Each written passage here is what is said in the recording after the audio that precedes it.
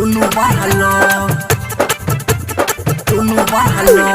DJ Kanchan Raj Hajipur Vaishali. दोनों बहलो छोड़ा गुवरबा के नजर गरलौ हेगे छोड़ा गुवरबा के नजर गरलौ तोरा ऊपर कोई बेरा चढ़लौ तोहर दुनु बढ़लौ कोई बेरा चढ़लौ तोहर दुनु बढ़लौ कोई बेरा चढ़लौ तोहर दुनु बढ़लौ छोड़ा गुवरबा के नजर गरलौ तोरा ऊपर कोई बेरा चढ़लौ तोहर दुनु बढ़लौ कोई बेरा चढ़लौ तोहर दुनु बढ़लौ कोई बेरा चढ़लौ तोहर दुनु बढ़लौ कोई बेरा चढ़लौ तोहर दुनु बढ़लौ दुनु बढ़लौ दुनु बढ़लौ डीजे कंचन राज कोई बेरा चढ़लौ हाजीपुर वैशाली।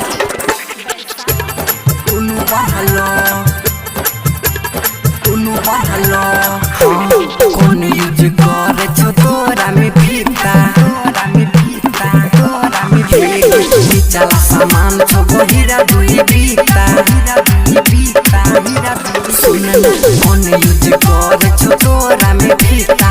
चला सामान छो हीरा दुई बीता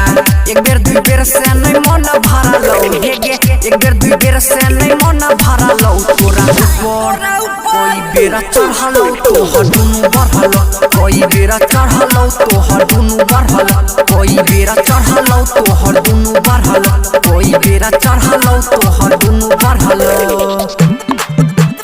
दुनु बढ़लौ दुनु बढ़लौ डीजे कंचन राज कोई बेरा चढ़लौ हाजीपुर वैशाली। दुनु बढ़लौ दुनु बढ़लौ बढ़ गेलौ तोहर चबूतरा के पोटी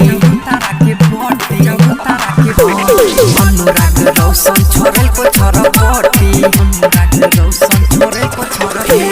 बढ़ गेलौ तोहर चबूतरा के पोटी अनुराग रौशन छोड़ल को छरपटी जोहिया से मुरली के नजर गरलौ हेगे जोहिया से मुरली के नजर गरलौ तोरा ऊपर कोई बेरा चढ़लौ तोहर दुनु बढ़लौ कोई बेरा चढ़लौ तोहर दुनु बढ़लौ कोई बेरा चढ़लौ तोहर दुनु बढ़लौ कोई बेरा चढ़लौ तोहर दुनु बढ़लौ